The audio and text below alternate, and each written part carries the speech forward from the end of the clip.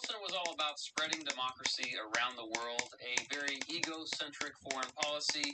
Sure, it said, hey, self-determination, right? But it assumed that Americans knew what was best for the entire world, and thus Wilson paved the way for future American interventionism. One big reason why he got elected in 1916 was because he said he kept the country out of World War I. What happens after he gets reelected?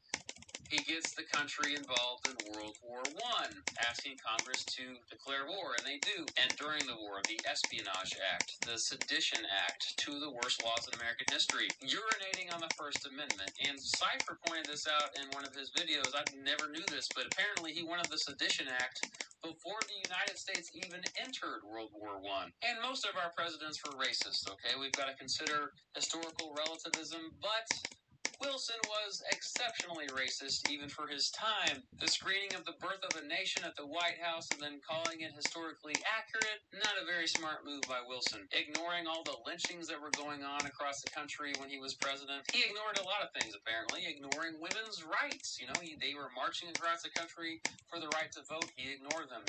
He ignored the first Red Scare going on, a lot of chaos around the country. Didn't do anything about it. Number 6, William McKinley. This one may surprise many of you because McKinley is consistently ranked in the top half of presidents, usually because the economy was good when he was president, and the U.S. was becoming a world superpower due to a more aggressive foreign policy. Well, guess what? This foreign policy sucked. McKinley's foreign policy was based on a Christian/American exceptionalism mentality that meant the U.S. was going to be spreading its influence around the world in places it shouldn't be. The Spanish-American War, a war built on lies. McKinley, he struggled with the decision at first, but after talking to God, God said, yes, you should go to war with Spain, and so he went to Congress after that, and they declared war on Spain. The Philippine-American War that happened as a continuation of the Spanish-American War, that doesn't get much attention because it makes the United States look pretty bad. But McKinley justified that war, a war in which Americans killed civilians and rounded them up and put them into concentration camps. McKinley justified this because he thought the Filipinos were incapable of self-governing. He was the first to bypass Congress to send troops to fight in China during the Boxer Rebellion.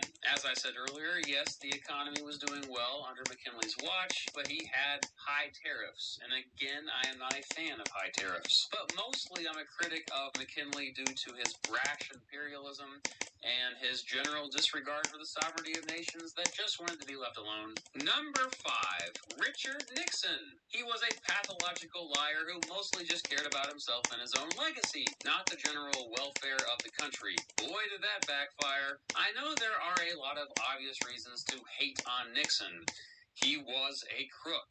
I mean, Watergate. His paranoia and backstabbing make it seem obvious why he's on this list and most people's lists. However, the war on drugs is probably the biggest mistake of Nixon. Nixon started the war on drugs, and we are still seeing the horrible effects of it, so that's why